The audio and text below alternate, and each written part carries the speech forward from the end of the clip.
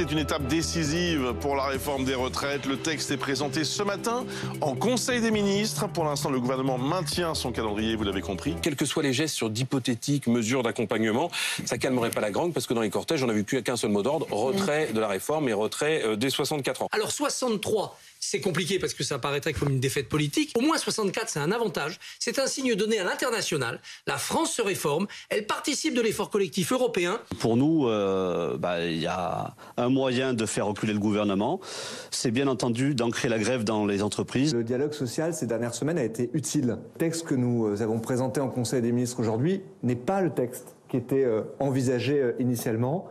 Il est le fruit du travail, de la concertation avec les organisations syndicales. Qu'est-ce qui ferait qu'il ne pourrait pas tenir Emmanuel Macron? Alors, est-ce que c'est uniquement la pression de la rue, éventuellement des jeunes? Vous pensez que c'est la seule chose? Pour moi, c'est la pression de la rue qui peut le faire reculer. Je ne crois pas du tout que ce soit le Parlement. Pour ceux qui ne mènent pas de l'activité essentielle, on fera des petites coupures ciblées, d'1 heure ou 2. Il y a un certain nombre d'actions qui sont envisagées, qui sont annoncées, qui ne relèvent pas d'une action militante revendicative, mais qui peuvent relever d'un délit.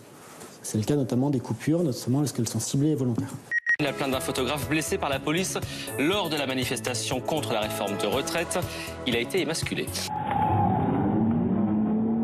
Après cette manifestation, l'homme doit subir une ablation du testicule. Est-ce qu'à ce moment-là, pour ce policier, il est absolument nécessaire de venir asséner un coup de matraque dans les parties génitales de mon client? Le préfet de police a demandé à ce que les circonstances soient éclaircies. Et là, on l'apprend à l'instant, le parquet de Paris vient d'ouvrir une enquête au volet pénal qui a été confiée donc à l'IGPN, la police des polices. Cette manifestation d'artisans dont les boulangers à Paris, le cortège s'élance en ce moment même, direction le ministère de l'économie. Le désarroi de ces professionnels assommés par leurs factures d'énergie reste immense malgré les aides en vigueur. Nous, la baguette, le prix est affiché en magasin directement. Si je mets ma baguette à 2 € demain, je ne la vends plus. Pourquoi vous dites 2 €, de 1,30 à 2 €? Il n'y a pas de solution intermédiaire, ça ne comblerait pas? Ça ne comblerait pas. On a une baguette à l'UNESCO et on ne pourra même plus la fabriquer dans quelques temps. C'est honteux.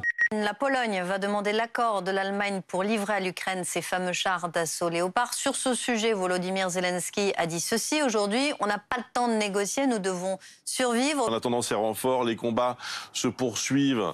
Et vous avez pu, et ça nous permet d'ailleurs de mieux comprendre ce qui se passe sur le terrain, vous avez pu rencontrer un sniper. C'est le moment d'enfiler son équipement de sécurité avant de se positionner à l'orée d'un bois et d'attendre sa proie. Là, il y a 2 hommes qui s'apprêtent à installer des mines antipersonnelles.